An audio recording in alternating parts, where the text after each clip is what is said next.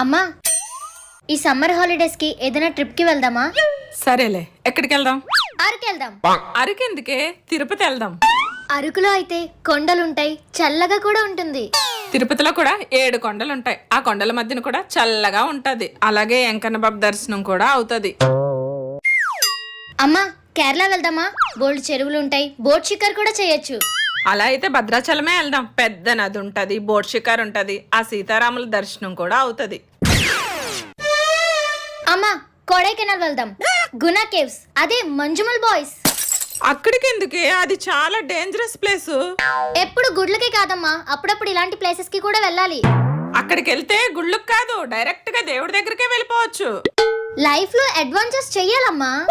ఆ రేపు పొద్దున్న మొగడింటికి వెళ్ళాక చేద్దులే అడ్వెంచర్స్. అమ్మను మించి దైవం ఉన్నదా? ఆత్మను